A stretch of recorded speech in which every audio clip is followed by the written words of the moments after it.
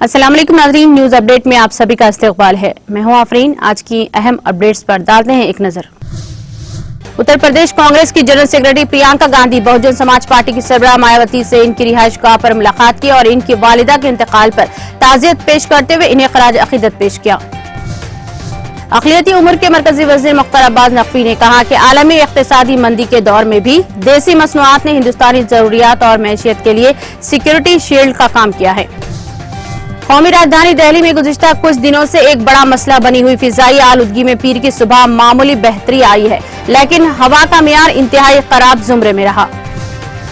दिल्ली हुकूमत ने supreme court को बताया कि आलूदगी को कम करने के लिए कौमी दारुल हुकूमत में मुकम्मल लॉकडाउन नाफिज करने के लिए तैयार है। जवाहरलाल नेहरू यूनिवर्सिटी में एबीवीपी और बाएं बाजू की इत्तेहाद AISA और FSI के अरकान के दरमियान झड़प हुई। वज़ीर आज़म नरेंद्र मोदी ने झारखंड के यौम तासीस के मौके पर रियासत के तमाम बाशिंदों को मुबारकबाद दी। चीफ जस्टिस NV रमन ने मजबूत जमहूरियत के लिए सेहतमंद अदालती निजाम की जरूरत पर जोर देते हुए कहा कि ज़िमनी सतह पर इंसाफ निजाम मजबूत किए बगैर हम एक सेहतमंद अदलिया का तस्वुर नहीं कर सकते।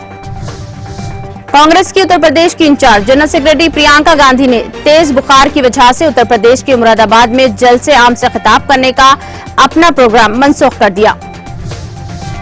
यूनिसेफ के ज़ेरे एहतमाम आलमी यौम अतफाल तक चलने वाले प्रोग्राम की सीरीज में हिंदुस्तान में यौम अतफाल के मौके पर यूनिसेफ इंडिया ने साकित नई दिल्ली सेलेक्ट सिटी वॉक में आउटडोर एम्फी थिएटर में एक अलामती एपिडेमिक क्लासरूम का एहतमाम किया।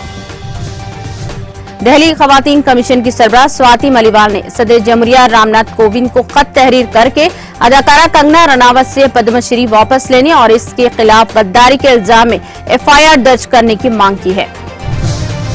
न्यूज अपडेट में फिलहाल इतना ही। दीगर अपडेट्स के लिए जुड़े रहिए TTV के साथ।